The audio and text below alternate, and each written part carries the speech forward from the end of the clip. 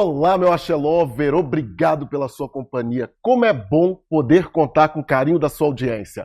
Vamos começar mais um Soul Black juntos. E antes que você se esqueça, já que está por aqui, se inscreve no canal e ativa o sininho para estar sempre informado das novidades. É muito importante para nós. Ele é ator, nasceu em Aracaju, tem uma forte relação com Salvador, é galã da Rede Globo, vem se destacando em séries, filmes, novelas e no teatro. É extremamente carismático e faz muito sucesso nas redes sociais. No Soul Black de hoje, eu tenho a honra de bater um papo com o talentoso ator Samuel de Assis. Obrigado, meu querido. Que delícia de apresentação. Eu adorei. Um carismático, faz sucesso nas redes. Mas você é tudo isso e muito mais, meu querido. Ai, que delícia. Que honra ter você Obrigado, aqui. viu, por estar aqui. Que honra. Querido, na internet diz que você começou a sua relação profissional em um grupo espírita. Como foi isso? Foi a descoberta. Foi quando eu descobri que eu queria ser ator. E desde criança, eu sempre assim, todos os eventos de disco, eu aprendi a ler muito cedo. Uhum. E aí, desde todos os eventos que tinham na escola, eu sempre era o que ia pra frente ler coisas, sabe? Primeira comunhão, eu que fui pro altar ler Carta de João, sabe assim? Sim. Tipo, evento da escola, aí eu ia ler poesia e ler texto. Sempre era eu que lia. Eu lia muito bem quando eu era criança, já. E aí eu comecei a frequentar um grupo espírita que minha madrasta me levava. E aí um dia eles falaram, a gente vai fazer uma peça de teatro para apresentar no fim do ano e tal.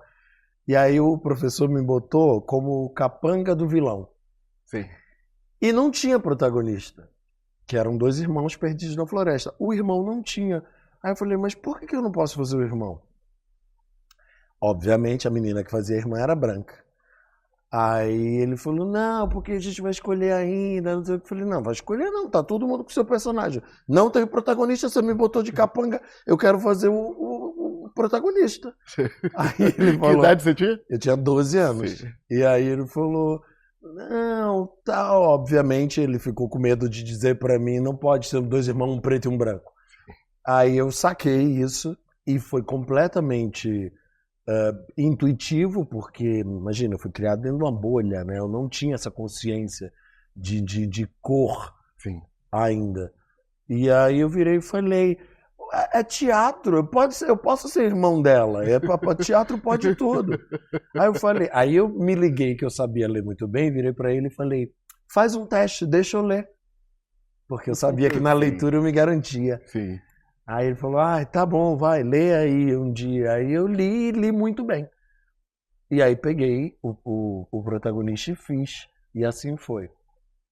E aí, no dia da apresentação, a gente apresentou, era um teatro na Federação Espírita de Aracaju, tinha 500 pessoas, assim.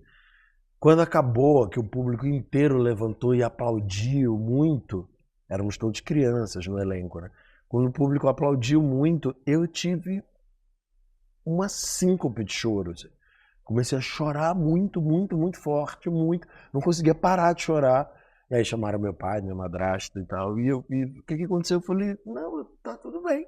Porque tava tudo bem. Hoje eu sei que eu fui tomado por aquela catarse, né, do público.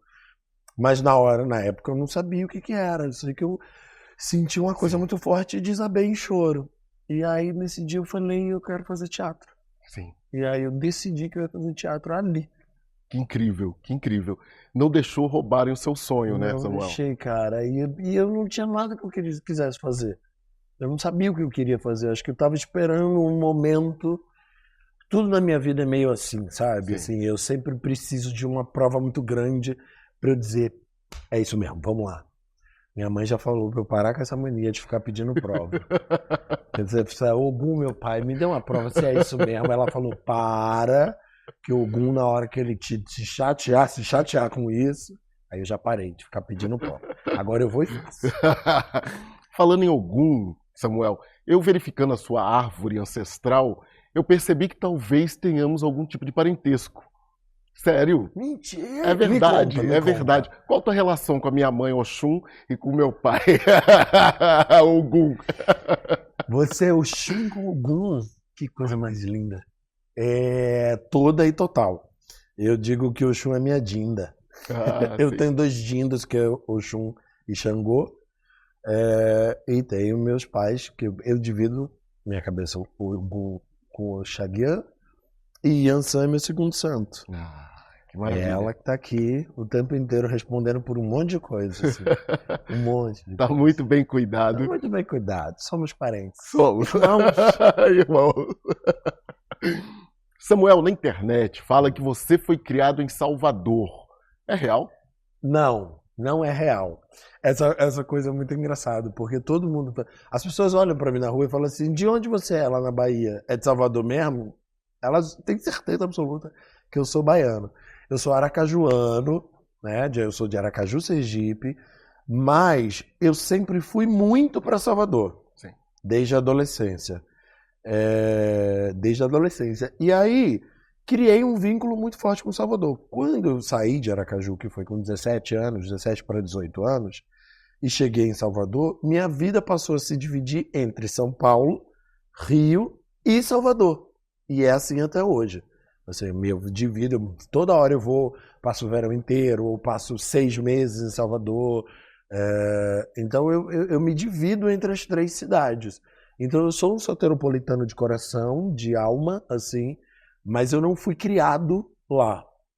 Mas eu tenho uma relação. Hoje em dia, quando eu digo assim, preciso de férias, preciso parar um pouquinho, preciso me reenergizar, é para Salvador que eu vou. Então, hoje a minha relação com Salvador é maior do que a minha relação com Aracaju. É um fato. Sim. Isso é um fato. Mas eu fui criado mesmo, criança e adolescente, em Aracaju. Sim. Em Salvador, foi a primeira vez em todo o Brasil que eu andei num shopping sem ser seguido por segurança. No dia que eu cheguei em Salvador, quando eu entrei, foi a primeira coisa que chamou a minha atenção. Eu nunca tinha visto tantas pessoas negras no mesmo lugar e eu percebi que os seguranças não me seguiam dentro do shopping. Olha, e vou te dizer um negócio. Tem muito disso em Salvador, mas ouso dizer que você teve um pouquinho de sorte.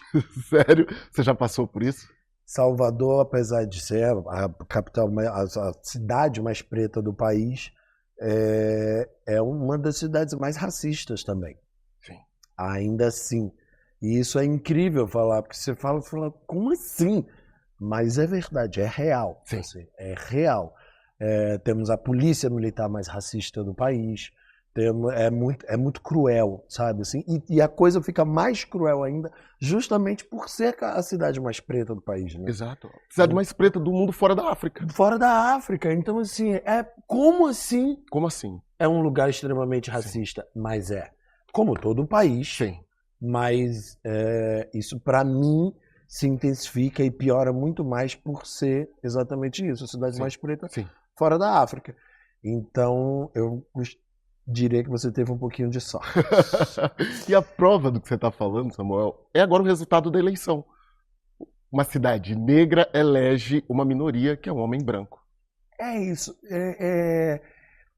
Tem uma coisa muito perversa que eu costumo dizer sempre na nossa criação, que é assim: nós fomos, e isso é o maior fruto que o racismo que o racismo pode gerar, né?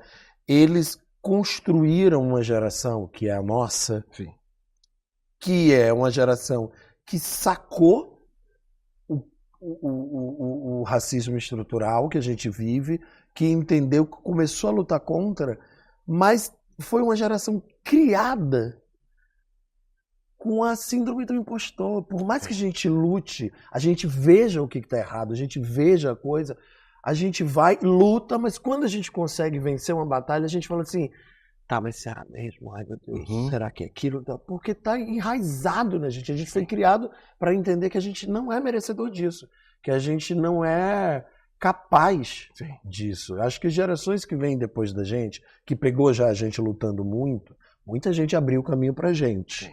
Óbvio, tanto que a gente começou a ter mais clareza na situação real. E quem vem depois da gente, além de ter uma clareza em cima disso, já pegou a briga, o pau quebrando, sim, pela gente. Então eu acho que eles vão viver uma coisa um pouco menos piorada, sim, digamos. Mas a gente foi uma geração que nasceu e que foi criado para não se sentir capaz. Hoje eu vivo tudo que eu estou vivendo, né? De ser protagonista de novela, de ter uma visibilidade grande, mas quando eu chego no quarto eu choro, porque eu falo, cara, será que é isso mesmo? Será que... Sabe assim, eu acho que a geração não vai ter muito isso, não. Sim. As gerações que vêm depois da gente, sabe? Já vai chegar na porrada enfim. O auto-ódio, Samuel, é uma doença causada pelo racismo que afeta grande parte da população negra do país. Nós somos condicionados a achar feio tudo que é espelho. Exato. Quando você foi convidado para fazer o protagonista, um galã na Vai na Fé, você tinha consciência da tua beleza? Eu entrei em pânico. Por quê? Entrei em pânico, tive crise de choro, fui pro psicólogo. Tudo por trás, né? Porque também a gente tem um auto-ódio, mas a gente também finge muito bem. Sim. Eu sou bom ator nesse lugar. Nesse lugar aí eu finjo bem. Porque é por tudo isso que eu acabei de falar, assim. Eu fui criado para entender, nós fomos criados para entender que existe pessoas bonitas, pessoas feias e a gente que é preto. Uhum. A gente não pode nem ser feio. A gente não é bonito nem feio, a gente é preto. Ponto. E aí eu fui me questionando muito. E quando a gente sai do lugar do ser... Porque assim, a gente não é bonito, a gente é fetichizado o tempo inteiro, né? Sim. Então assim, se você é um preto sarado, você cai no fetiche. Sim. Se você é um preto com um corpo normal, você é preto. E existem as pessoas bonitas e feias. Para eles, para essa sociedade racista. Sim. Quando eu falei para mim mesmo, eu preciso aceitar a minha beleza. Sim. O que eu tenho para oferecer. E aí eu só descobri isso, eu só comecei a visualizar isso quando eu fiz meu santo na minha religião. Que foi a coisa que mais gritava na minha cabeça durante a minha feitura. Assim. Você precisa se aceitar. Sim. Você precisa se aceitar. E aí eu comecei a me aceitar. Aí eu fui cuidar do meu corpo, aí eu fui cuidar da minha aparência, aí eu fui mexer no meu psicológico, e aí fui para terapia, já fazia desde sempre, mas fui para terapia com esse foco. E aí, quando eu comecei isso, eu fui fazer o teste para novela. Em 2 meses que eu comecei esse tratamento pessoal. Aí eu fui fazer o teste da novela e peguei. E aí eu fui o primeiro ator a entrar na novela. Né? Entrei na novela, só tinha talvez a Sharon. Assim, tipo, estamos querendo que seja a Sharon. E aí quando eu passei, ela falou, nossa, mas a Sharon... estamos fazendo teste para fazer a sua esposa. Vai ser... Tá entre a Carolina Dickman e mais alguém. Aí eu fiz assim... Sharon? Carolina Dickman? E eu entrei em pânico. Eu comecei a chorar, liguei pra minha mãe, de santo, na hora. Ela falou, mas não é tudo que você queria? Exato. Lutou uma vida inteira. Eu falei, mas ela falou, não, meu filho, não tem mais. Você lutou uma vida inteira para isso. Seja feliz. Mas é isso, é o racismo que foi entranhado em mim para que eu não me aceitasse nunca, sabe? E foi muita terapia. Liguei pro meu terapeuta, falei, olha, eu preciso 3 sessões por semana. E aí foi muita conversa, muito diálogo, muita aceitação e, cara, é tão bom quando a gente se aceita. Sim. É tão bom poder olhar no espelho e dizer, porra, tô bonito. Sim. Com que idade aconteceu? De você se olhar no espelho e falar... 2022, faz 2 anos. É muito tempo para uma pessoa bonita se achar feia, Samuel. 40 anos de idade. Eu fui me olhar no espelho, eu tava fazendo um personagem que era um garoto de programa, então eu fiquei 3 anos treinando para chegar no corpo do personagem. Uhum. E aí começaram a buzinar na rua, porque aí você entra nessa caixa do fetiche. Exato. Aí passava uma pessoa de moto, gritava, vou lá em casa, eu correndo de short. E aí foi a primeira vez que eu olhei no espelho e falei, eu sou bonito. Mas aos 34 anos. É muito Uau. tempo a pessoa se achando feia na É vida. muito tempo. É muito tempo. É muito tempo. Você falou do teu terapeuta. O teu terapeuta é negro? Agora eu tô sem nenhum. Mudei. O meu último terapeuta era negro, sim. Eu tenho um amigo, que por isso não pode ser meu terapeuta, que é o Alexandre Coimbra, que é um psicólogo. Ele é branco. É um psicólogo. E ele é para quem eu grito quando eu tô no... Por exemplo, foi para ele que eu liguei quando eu passei no teste. Sim. Então, ele não pode ser meu terapeuta, mas ele que me indica os meus terapeutas. Falou assim, pô, preciso fazer uma terapia mais voltada para o corpo. Eu tenho uma coisa de como que diz, de acumular, de levar para o corpo, assim. Somatizar? De somatizar muito tudo que eu sinto, assim. Meu corpo é a primeira coisa que pifa, assim, sabe? Ele me indica logo. Às vezes ele pifa antes mesmo de eu ter clareza do que está acontecendo comigo. E aí eu liguei pra ele e falei, preciso de um terapeuta que trabalhe com isso, com somatização e tal, lá. E ele falou, vai pra fulano de tal, ele me indica. No meio de uma crise é pra ele que eu ligo. Aí ele me acalma e me encaminha. Mas o meu último terapeuta, sim, era um homem negro, o Rodrigo, que era incrível, inclusive. Mas acabamos separando por outros motivos. Mas eu acho muito importante. Sim.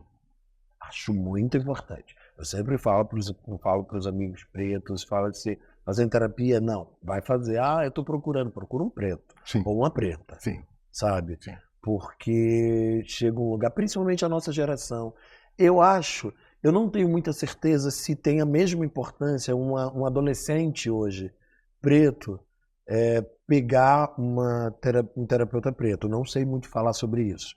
Mas a nossa geração, 30 mais, 40 mais, tem que ser preto, tem que ser preto.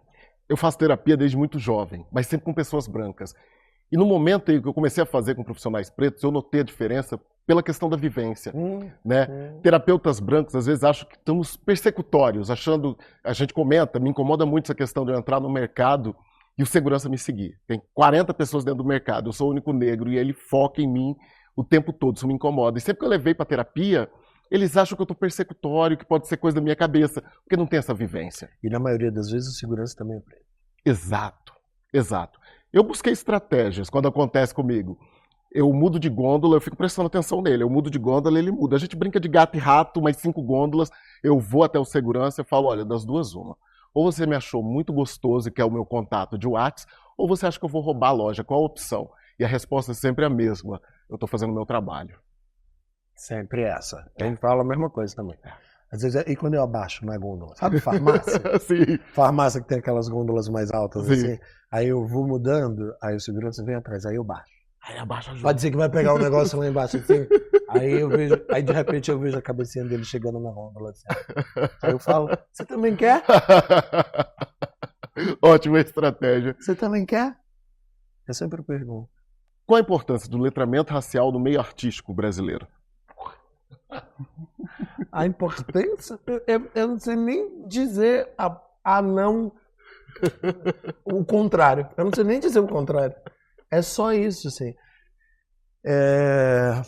Cara, eu acho, eu diria, eu levaria para a vida toda, não só pro meio, porque assim, a gente, quando você trabalha com arte, você fala sobre a vida, só sobre a vida. Sim.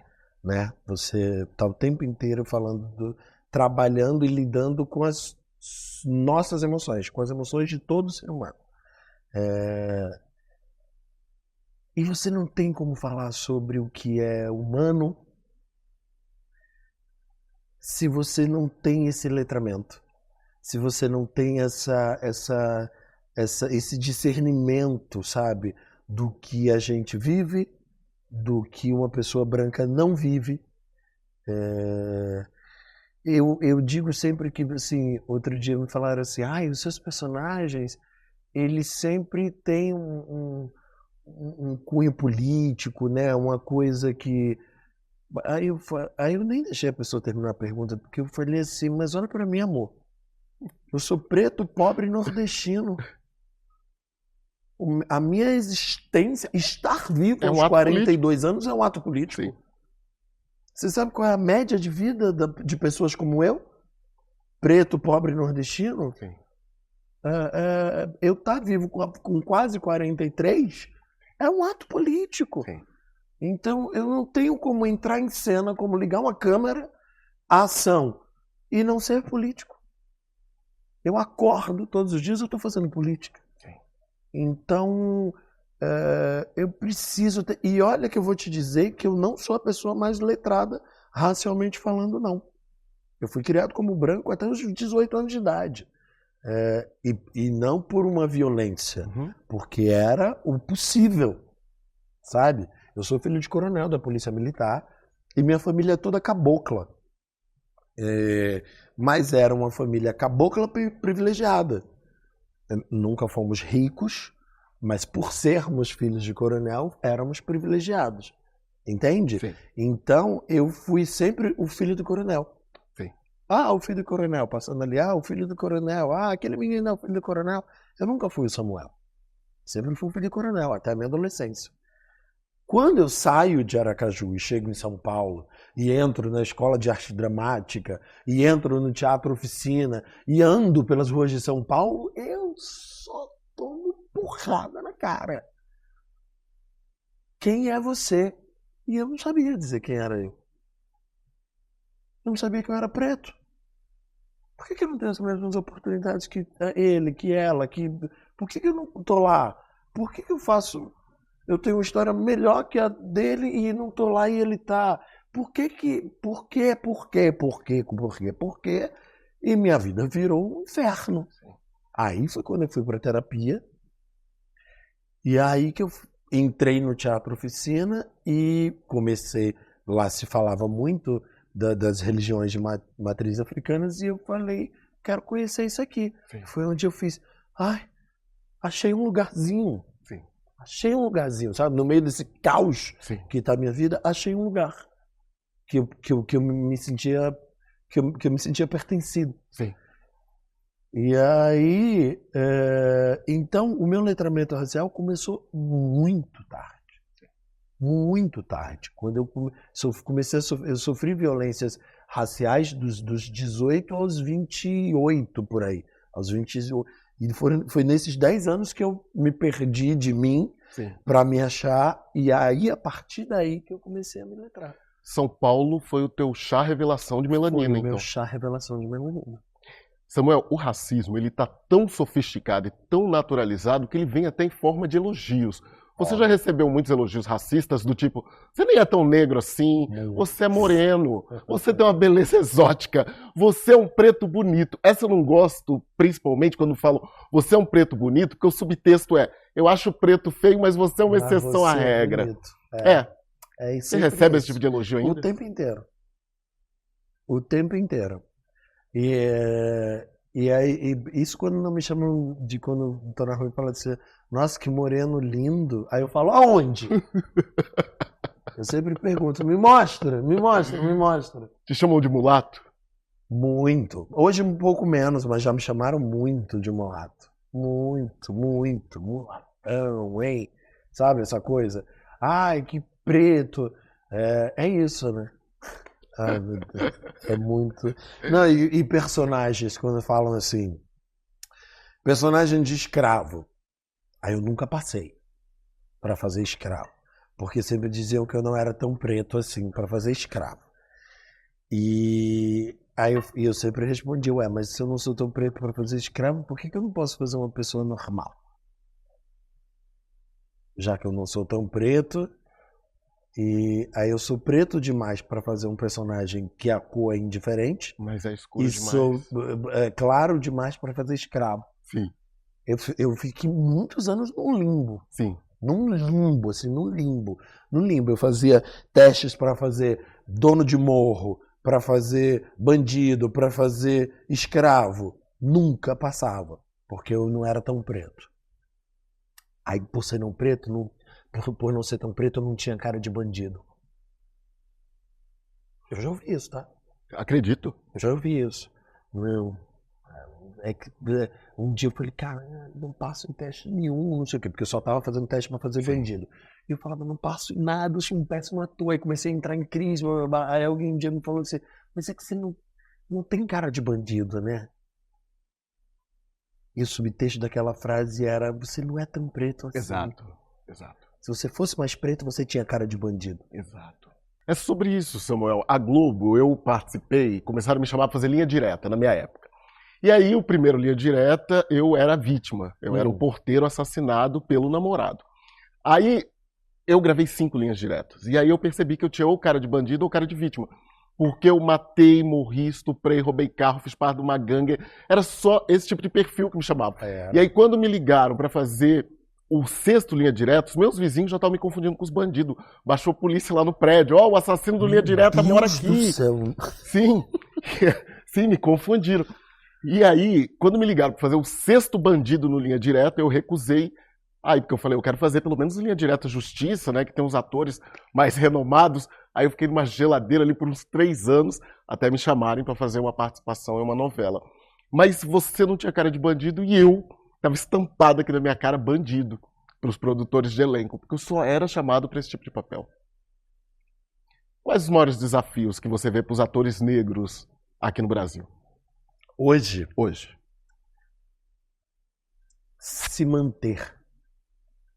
Em todos os sentidos. Se manter como ator na vida e quando conseguem um certo nível de projeção, se manter naquele lugar. Sim.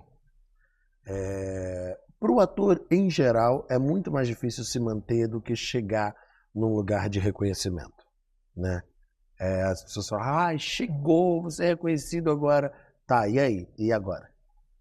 Se manter é muito mais difícil. E para nós, atores pretos, é muito mais difícil ainda. Como tudo na vida, né? Que redundância falar isso. Mas se manter eu acho que é a maior dificuldade, sabe? Porque, por exemplo, eu acabei de fazer Vai na Fé, foi um estouro, novela de maior sucesso do país, 70% do elenco preto. E aí, depois disso, eu não saí do ar. Já faz 1 ano e 4 meses que Vai na Fé acabou. E eu não saí do ar até então. Mas eu não fiz outra novela. Quase todo o elenco já fez. Sim. Eu não fiz. Porque é muito difícil achar. Um homem preto, bonito, 40. Quais são os personagens que estão no ar hoje? Sim. Preto, bonito, 40. Me diga um. Vou nem ser cruel e pedir 3. Me diga um. Eu não assisto novela. Eu tenho certeza que não tem. Entende? Não tem, assim, porque não tem escrito. Sim. Não existe, eles não escrevem para essas pessoas. Por quê? Porque na cabeça deles não existe essa pessoa. Sim. Eu já soube de várias reuniões que teve, inclusive na Globo, de cargos de chefes pedindo para os autores, vocês precisam escrever personagens 40 mais protagonistas, personagens 40 mais pretos. Mas dentro dessa questão, Samuel, você está recebendo uma acusação de algo muito constrangedor que aconteceu. Estão falando que tem atores brancos reclamando, atores brancos que sempre fizeram protagonista de olho claro, reclamando que não tem mais papel na TV por tua culpa. Por minha culpa. Por pessoas como eu. Que eu tô roubando. Você tá roubando um espaço que sempre foi deles. Porque é muito difícil ser branco dos olhos verdes hoje, em 2024, Sim. sabe? Eu entendo, me solidarizo. Que dózinha. Que dó. Que dó. Querido, você falou da sua iniciação, né, na sua jornada ancestral. É no Candomblé? É no Candomblé. Conta um pouquinho pra gente da sua jornada no Candomblé e em que isso influencia na sua trajetória, na tua arte. 1000%, tudo. Eu sou muito novo no Candomblé, né? Eu conheci a religião em 2008 com o pai Francisco, que não está mais nesse plano. E ele me ensinou tudo. E foi justamente quando eu estava no Teatro Oficina. E eu cheguei para ele e falei, olha, eu queria conhecer a sua religião. Eu queria entender o quê? Queria entender por que eu tenho que tirar o chinelo para entrar, por que eu tenho que te chamar de pai, o que é pai, o que é orixá, o que é essa religião, assim, o que significa tudo isso. Porque eu fui criado no catolicismo, no espiritismo, num monte de religião. E eu sempre adorei conhecer várias religiões. E ele me deu uma das explicações mais bonitas, que eu guardo até hoje e falo sempre sobre ela, que ele virou e falou, você tá vendo esse copo de água? Essa água aqui? Eu falei, tô. Ele falou, isso é orixá. Tá sentindo esse vento bater em você? Eu falei, tô. Ele falou, isso é orixá. Você tá vendo essa pedra aqui? Tô. Isso é orixá. E isso mudou minha vida. Porque orixá passou a ser uma coisa concreta. E a minha paixão por essa religião veio disso. Eu, como uma pessoa muito racional, que sou, apesar de viver intensamente todas as minhas emoções, isso é muito emotivo no meu trabalho, isso é muito emotivo nas minhas relações, mas eu sou muito racional no meu dia a dia, eu precisava de uma coisa concreta para acreditar, sabe? Essa coisa de, aquele Deus que tudo vê e eu não sei de onde ele está, não sei se está sentado num trono, não sei o que é. Para mim era muito difícil, sempre foi. Quando ele concretizou a crença, eu fiz assim, óbvio, é isso mesmo. E aí quando eu passei a me cuidar e agradar essa água para que ela me desse em troca coisas melhores e maiores, sabe? E agradar esse vento, e agradar esse ferro para que ele me levasse, agradar essa estrada para que ela me levasse para os lugares onde eu quero ir. Eu falei, meu Deus, é isso, me achei. E aí comecei a frequentar, comecei a participar, e em 2015 eu conheci a minha mãe de santo, que é a mãe Manu. E foi muito doido, porque foi paixão à primeira vista. Entrei e ela me salvou, e ela me ensinou me ensina muitas coisas o tempo inteiro. Ela é a pessoa com quem eu mais amo conversar, com quem eu mais amo trocar. E aí chegou o momento de fazer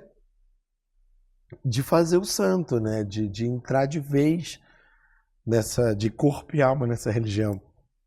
E aí eu assustei, obviamente, de cara, assim, porque eu falei, nossa, mas é muito cedo, né? Eu entrei em 2015 e fiz em 2021. Eram 6 anos ali de... Ela falou, meu filho, não se preocupe, que o orixá é que vai dizer a hora, não sou eu, nem é você. A hora que tiver que ser, vai ser. E assim foi, e foi a hora, de fato, e foi a hora que a minha vida deu uma guinada. Porque durante o meu resguardo da minha feitura foi onde a minha vida mudou de cabeça para cima. Sim. Sabe? E aí eu passei a cuidar de mim, e aí eu fui fazer a novela, e aí eu ganhei o reconhecimento no meu trabalho. Eu me sinto hoje um ator infinitamente melhor do que eu era antes da minha feitura, sabe? E tudo isso, eu já fui questionado por pessoas dizendo assim, mas agora tudo é por causa da feitura. Não, a coisa é concreta. Sim. É coisa concreta, porque quando eu entreguei a minha cabeça para o orixá, eu passei a me aceitar. É sobre mim. Sim. Antes de ser sobre o orixá. É sobre o orixá porque agora eu e o orixá tô aqui, ele tá dentro de mim, sabe? Mas eu passei a me aceitar, passei a me cuidar, passei a ter mais discernimento sobre o que eu quero e o que eu não quero na minha vida. E aí a vida começa a andar. E aí a coisa começa a acontecer. Aí diz, então é por causa de você. Sim, é por causa de mim. Mas o orixá tá onde? Sim. Tá aqui dentro, sabe? Sim. Então, tudo melhora. Por isso que eu digo que influenciou 1000% na minha vida artística e pessoal. Porque é esse encontro que transformou minha vida. Sim. Nunca foi sorte, meu axé lover. Sempre foi Exu. Sempre foi Exu. Samuel, eu ouço esses relatos e eles são muito parecidos. A minha vida só mudou a partir do momento que eu passei por muitas religiões. Mas eu dizia, matriz africana não. Eu morria de medo. Morria de medo. O Exu pra mim era o diabo. Até eu conhecer o Paulo Vieira, dei uma entrevista pro Paulo Vieira, pro Avisa Lá que eu vou, e ele me convidou para ir numa festa no terreiro dele de Candomblé. E aí eu fiquei envergonhadíssimo. Quando o Oxum começou a dançar na minha frente, eu chorava, e eu pedia muito perdão por todo o preconceito que eu tinha. E a minha vida só começou a andar, eu só descobri quem eu era do ano passado para cá, e as coisas aconteceram. Meu Deus. É muito recente. Eu conheci o Candomblé ano passado. Meu Deus. Ano passado, eu sofri um acidente no teatro, né? A cabeça do fêmur se desgastou num espetáculo que eu pulava de um pilar. Tinha que passar por uma cirurgia complicadíssima que eu não precisei passar, de prótese de quadril. E aí o Omolu entra na minha vida. Eu chego no terreiro, a mãe olha e fala assim, sabia que tem um Obaluayê que te acompanha, uma herança de família, tá do teu lado aí dançando. Eu nunca tinha ouvido falar de Obaluayê. Aí que eu cheguei em casa, que eu fui dar um Google, eu chorava. E aí eu voltei a andar, voltei a trabalhar, fiquei 6 meses de muleta, não passei pela cirurgia e a espiritualidade me curou. Eu sou um exemplo e de tudo que você falou, esse depoimento também é meu, a minha vida só mudou quando eu tive acesso a essa ancestralidade. Samuel, você tem haters nas redes sociais? Pouquíssimos, graças a Deus. Graças a Deus. Eu tenho pouquíssimos e assim, sempre me perguntam, você tem poucos haters e tal, a que você acha que se deve? Cara, eu acho que se deve ao fato de eu não ter muito personagem na vida, sabe? Eu sou eu o tempo todo, assim, e eu falo o tempo inteiro, assim, você pode e deve discordar de mim, se for o caso, mas a gente não precisa brigar sobre isso. Sim. Sabe? Eu tenho a minha crença, eu tenho o meu jeito de ser, e você tem o seu. E tá tudo bem. A vida é isso, graças a Deus.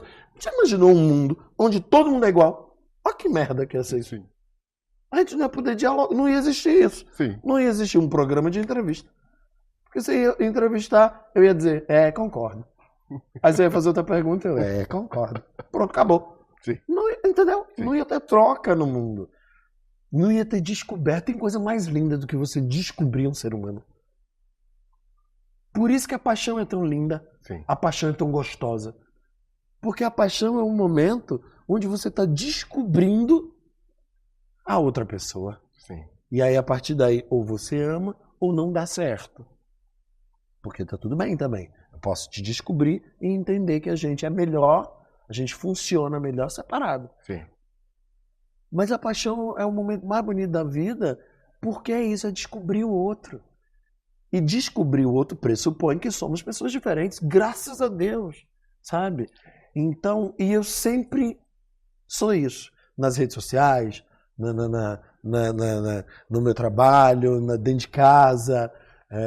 Eu sou essa pessoa que eu falo o que eu penso e digo, mas você pode discordar, tá? Tá tudo bem. E aí a gente pode dialogar e cantar e tomar um vinho junto enquanto discute sobre as nossas diferenças. Isso é lindo. Sim. E querido, para finalizar o nosso bate-papo, eu amei te conhecer. Já ficaria aqui o dia inteiro conversando com você. Gente, acho que a gente está quase 1 hora conversando. Foi muito incrível. Que conselho você dá para jovens negros que sonham em atuar e o mundo está aí moendo o sonho deles? Ué, você me pegou, viu? Sabe por quê? Porque sempre que alguém me pergunta assim, qual conselho que você dá para quem está começando como ator, eu falo, desista. A Fernanda Montenegro já deu esse conselho uma vez. Desista.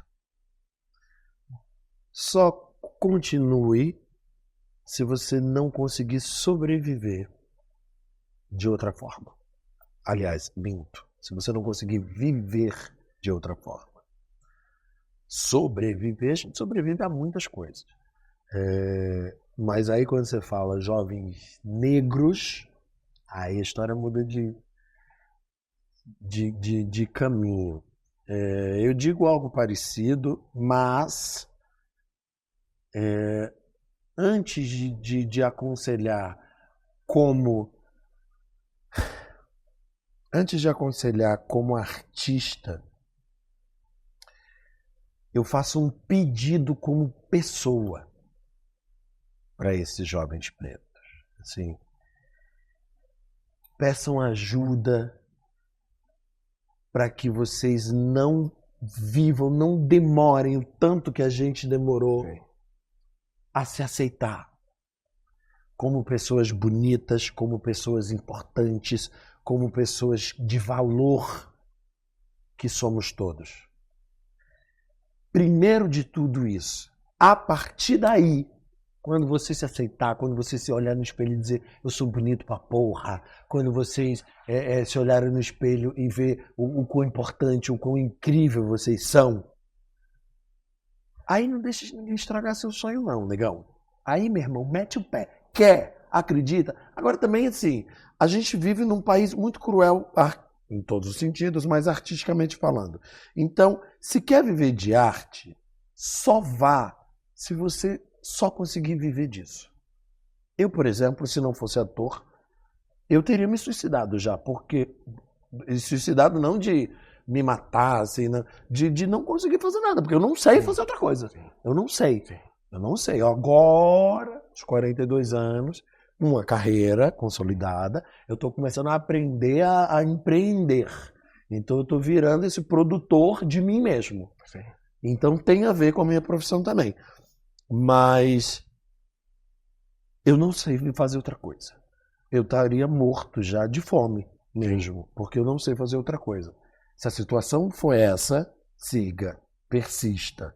E não deixa a máquina parar, porque muita gente pergunta, mas é difícil chegar. Sim, é muito difícil. Vá trabalhar de graça, vá fazer um bico ali para poder fazer o seu teatrinho. Não deixa a máquina parar, porque foi assim que eu aprendi. Eu fiz muita perna de pau em porta de concessionária, eu fiz muita festa infantil, eu fiz muita loucura de outros bicos para poder não deixar o meu teatro parar. Porque a máquina sem parar uma hora, você é visto. Eu só fui entrar no mundo das séries por causa de um espetáculo que eu fazia que eu não queria fazer. Mas eu falava, eu preciso estar aqui. Eu preciso estar em cena. E aí eu entrei no mundo das séries e o mundo das séries me levou para onde eu estou hoje. Então, assim, não deixa a máquina parar. Mesmo. Mas antes de não deixar a máquina parar como artista, não deixe a sua mente acreditar que você não pode. Eduque a sua mente para acreditar que você é um cara incrível, que você é uma mulher incrível, que você é um preto lindo, que você é uma preta linda. É sobre isso. Samuel, foi uma honra ter você aqui no Soul Black. É honra toda minha. Eu e minha equipe gostamos muito da sua presença. Você é orgulho dos nossos ancestrais. Obrigado. Muito sucesso, muito sucesso. Para nós. Para nós. Que Exu abra cada vez mais seus caminhos. Laroê. E você, tá curtindo o Soul Black? Massa, né? Esse programa é pensado e feito para a nossa comunidade. Para quem resiste, para quem se indigna, para quem não se cala e para quem tem toda a força de uma ancestralidade para transformar. Por isso é importante que você interaja e nos siga em nossas redes sociais. Deixa seu comentário, seu like, fala com a gente através do e-mail soulblack@blacksoul.com.br. Mande suas críticas, elogios e sugestões. Quer ver alguém sendo entrevistado aqui? Manda também. Eu e a produção estamos ansiosos para falar com você. Obrigado por ter você comigo. Nos vemos na semana que vem e muito axé!